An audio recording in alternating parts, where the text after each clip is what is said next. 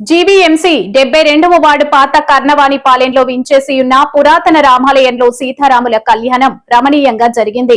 తొలుత ఉత్సవ విగ్రహాలను గ్రామ పురవీధుల్లో ఊరేగించి ప్రత్యేకంగా అలంకరించిన మండపంలో అర్చకులు పూజలు నిర్వహించి కళ్యాణ తంతు చేపట్టారు. బీజేపీ రాష్ట్ర మీడియా ప్యానలిస్ట్ నియోజకవర్గ కన్వీనర్ కర్ణం రెడ్డి నరసింగరావు జ్యోతి దంపతులు సీతమ్మ వారికి తాలిబొట్టును అందజేయగా వేద మంత్రాలు, మంగళ వాయిద్యాలు, శ్రీరామ నామ స్మరణల మధ్య కళ్యాణం నేత్రపర్వంగా జరిగింది. వేడుకలో గాజువాక సిఐ పార్థసారథి, మాజీ కార్పొరేటర్లు ఏజే స్టాలిన్, గంధం శ్రీనివాస్ పాల్గొని స్వామివారిని దర్శించుకున్నారు. ఆలయ ప్రాంగణంలో 5,000 మందికి అన్నప్రసాద వితరణ చేపట్టారు. కళ్యాణాన్ని తిలకించేందుకు పరిసర గ్రామాల భక్తులు వందలాదిగా తరలివచ్చారు. కార్యక్రమంలో సిరసపల్లి అప్పారావు, కరణం కనకారావు, బీజేపీ నాయకులు, రంగనాయకులు, అనిత తదితరులు పాల్గొన్నారు. ఈరోజు శ్రీరామనవమి సందర్భంగా గాజువాక 72వ వార్డు పాత కర్ణవాణిపాలెం రామాలయంలో ఆలయ కమిటీ ఆధ్వర్యంలో ప్రతి సంవత్సరం మాదిరి ఈ సంవత్సరం కూడా శ్రీ సీతారాముల కళ్యాణం అత్యంత వైభవంగా నిర్వహించడం జరిగింది.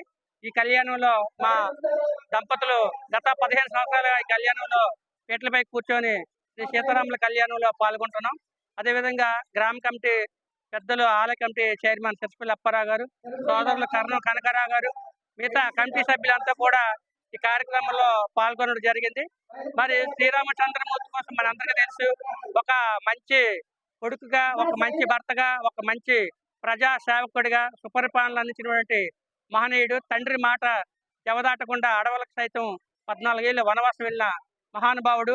ఆయన సుపరిపాలనలో ప్రజలంతా కూడా చాలా సుభిక్షంగా ఉండేవారు. ఆయన అడుగుజాడల్లో నేటి ప్రధానమంత్రి శ్రీ నరేంద్ర మోదీ గారు కూడా సుపరిపాలన అందిస్తున్నారు. మరి ఆయన అడుగుజాడల్లో నడుస్తూ అందరం కూడా రోజు కూడా శ్రీరాముని జపించాలని సందర్భంగా కోరుకుంటూ ఈ కార్యక్రమంలో పాల్గొన్న మీడియా సోదరులకి, భక్తులకి అందరికీ ధన్యవాదాలు.